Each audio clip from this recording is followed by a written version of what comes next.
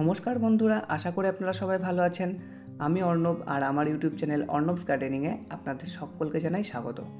তো বন্ধুরা, আজকের আমাদের ভিডিওর আলোচনার বিষয়বস্তুটি সেটি হয়তো আপনারা ভিডিওর থাম্বনেল অ্যান্ড টাইটেল দেখে বুঝে গেছেন। হ্যাঁ, আজ আমরা আলোচনা করব লেবু গাছে ফুল আসার পর প্রধান 3টি টিপস নিয়ে। এবং এর মধ্যে অনেকেই আছেন যাদের লেবু গাছে এখনও পর্যন্ত ফুল আসেনি, তারা কী পথ অবলম্বন করবেন সেই বিষয়টিও কিন্তু আমি এই ভিডিওর মাধ্যমে আপনাদেরকে জানিয়ে দেব। তাহলে পুরো ভিডিওটি মনোযোগ সহকারে দেখতে থাকুন। এবং এই চ্যানেলে যদি আপনারা নতুন হয়ে থাকেন, আমি রিকোয়েস্ট করব আপনাদেরকে অবশ্যই আমার চ্যানেলটিকে সাবস্ক্রাইব করে নিন। এবং ভিডিওটি সম্পূর্ণ দেখার পর যদি আপনাদের এই ভিডিওর থেকে কোনো অংশ ইনফরমেটিভ বলে মনে হয়, তাহলে অবশ্যই ভিডিওটির একটি লাইক করে দেবেন। তাহলে চলুন বন্ধুরা, বেশি কথা না বাড়িয়ে ভিডিওটি শুরু করা যাক। তো সবার প্রথমে আমি আপনাদেরকে জানিয়ে রাখি লেবু গাছে ফুল আসার সময়কাল কোনটা। তো লেবু গাছ অনেক রকমই হয়, তার মধ্যে আমি প্রধানত 3 রকম ভাগ আমি আপনাদেরকে বলছি: পাতিলেবু, মৌসুম্বি লেবু এবং কমলা লেবু।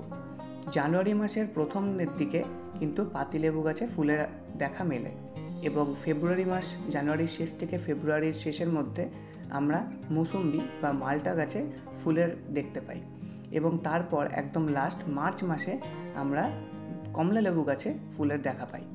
এইভাবে কিন্তু স্টেপ বাই স্টেপ পর পর গাছে ফুল আসে। তো এই ছিল লেবু গাছের ফুল আসার সময়কাল। এবার এর মধ্যে অনেকের প্রবলেম হয়, অনেক বাগানি আছেন যাদের এই সময়গুলো চলে যাওয়ার পরেও গাছে কিন্তু ফুলের দেখা মিলছে না। তো তারা কি করবেন? যখন দেখছেন জানুয়ারি মাসের আগে পর্যন্ত সারা শীতকালটা, এই শীতকালে কিন্তু গাছে যদি আপনারা অতিরিক্ত যত্ন করেন, গাছকে সার দেন, খাবার দেন, তাহলে কিন্তু আপনারা ফল পাবেন না। কারণ এই ফুল আসার আগে লেবু গাছে কোনো রকম খাবার দেওয়া যাবে না। যদি আপনারা খাবার দেন তাহলে নতুন শাখা প্রশাখা বৃদ্ধি পাবে, এর ফলে ফুল দেবে না গাছ। তো একটু কষ্ট দিতে হবে সেই শীতের সময়টাই, যেই সময় গাছে আপনারা খাবার দিচ্ছেন, সেই কারণেই হয়তো ফল আসছে না। তো এরপর আসি, এই গাছে ফুল আসার পরে আপনারা কি কি পথ অবলম্বন করবেন।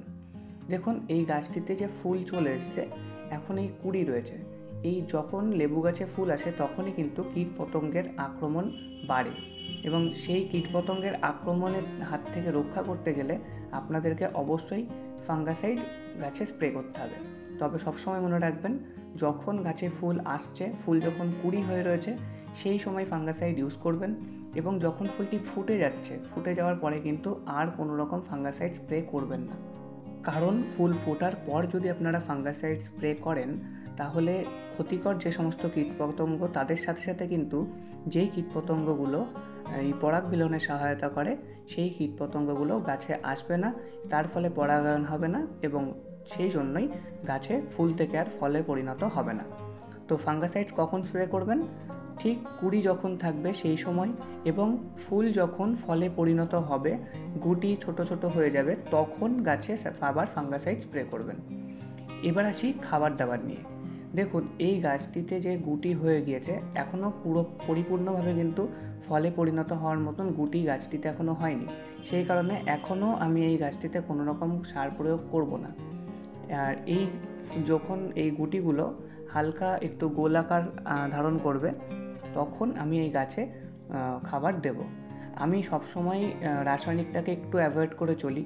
আপনাদেরকেও বলবো যে যখন বাড়িতেই গাছ লাগাচ্ছেন, বাড়ির গাছ, ছাদে গাছ করছেন, অবশ্যই রাসায়নিকটা একটু কম দেওয়ার চেষ্টা করবেন। আর আরও একটা কথা বলে রাখি, এই গাছে যখন আপনারা দেখছেন গুটি চলে এসছে বা ফুলের কুঁড়ি এসছে, সেই সময় থেকে কিন্তু আপনাদেরকে গাছে একটু বেশি নজর দিতে হবে। এই সময়টাতে আপনাদেরকে জলের তারতম্যটা বুঝে শুনে দিতে হবে। গাছের গোড়া শুকাতে দিলে চলবে না, আবার অতিরিক্ত যে ভিজে থাকবে তাও নয়। আপনারা মাটিটা একটু খুঁড়ে নিয়ে দেখে নেবেন যে গাছের গোড়ায় ময়েশ্চার আছে কি না।